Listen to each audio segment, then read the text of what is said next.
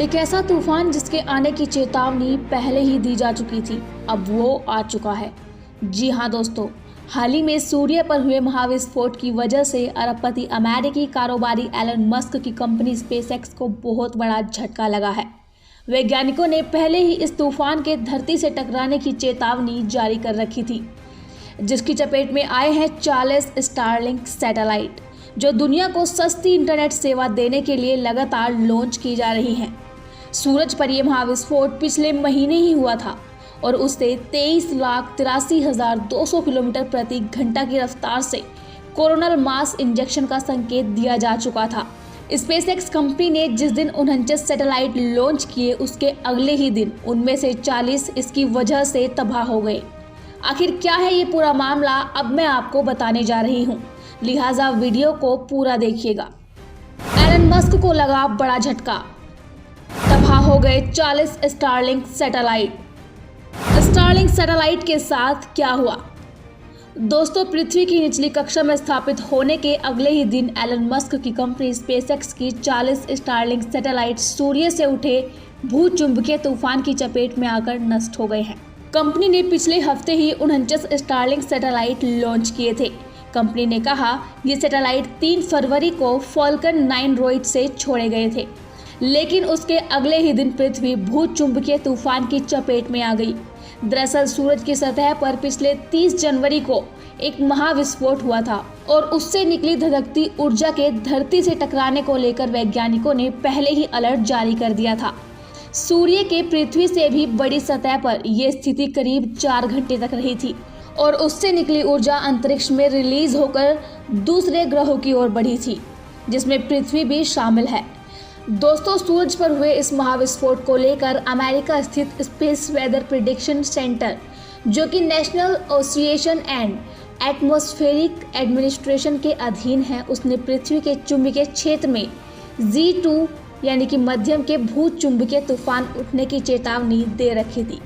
SpaceX के Starlink satellite को पृथ्वी से करीब 210 किलोमीटर ऊपर की कक्षा में स्थापित किया गया था। सफलतापूर्वक स्थापित होने के बाद हर सैटेलाइट की फ्लाइट कंट्रोल को भी हासिल कर लिया गया था। एलन मस्क की अगुवाई वाली कंपनी कई तरह की जटिलताओं से हिफाजत के लिए निचली कक्षा में सैटेलाइट तैनात करती है, लेकिन इस बार इसे एक बड़ा झटका लग चुका है। दोस्तों, 49 स्टारलिंक सैटेलाइट को पिछले हफ्ते ही गुरुवार को स्थापित किया गया था, लेकिन अगले ही दिन यानी कि शुक्रवार को उनसे सूरज से आया भूचुंबकीय तूफान टकरा गया। स्पेसएक्स ने इस संबंध में अपडेट देते हुए कहा, ऐसे तूफान की वजह से वायुमंडल गर्म हो जाता है और हमारी निचली कक्षा वाली ऊंचाई पर वायुमंडलीय घनत्व बढ़ जाता है। जीपीएस डेटा से मालूम होता है कि गति और तूफान की गंभीरता में इजाफे से वायुमंडलीय खिंचाव पिछली लॉन्चिंग की तुलना में 50% तक बढ़ गया था। गौरतलब है कि कई तरह से वैज्ञानिक विश्लेषण के बाद 23,83,200 किलोमीटर प्रति घंटा की रफ्तार से कोरोनल मास इंजेक्शन का संकेत पहले ही दिया गया था। स्पेसएक्स का ये भी कहना है कि स्टारलिंक की टीम ने सैटेलाइट को सेफ मोड के कमांड में रख दिया था, जिसमें वो कागज की शीट की तरह से तैरते रहते और तूफान के प्रभाव को प्रभावी तौर पर कम कर पाते।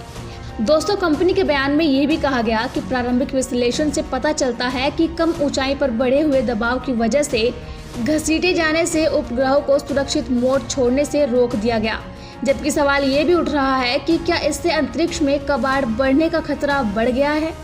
दोस्तों, इसे लेकर कंपनी कहती है कि क्योंकि कक्षा में घूमने के लिए सैटेलाइट सेफ मोड से बाहर नहीं आ पाए थे, तो इनमें से 40 सैटेलाइट पृथ्वी के वायुमंडल में फिर से प्रवेश करेंगे या पहले ही प्रवेश कर चुके हैं और विघटित हो चुके हैं।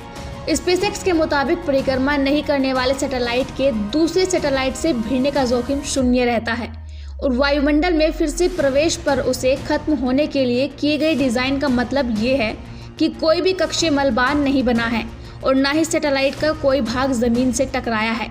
लेकिन इस प्राकृतिक घटना की वजह से स्पेसएक्स के फाउंडर एलन मस्क के बहुचर्चित सैटेलाइट इंटरनेट सर्विस स्टारलिंक को बहुत महंगा झटका लग चुका है। हाल ही में कंपनी ने 2000 सैटेलाइट लॉन्च करके बड़ी कामयाबी हासिल की थी।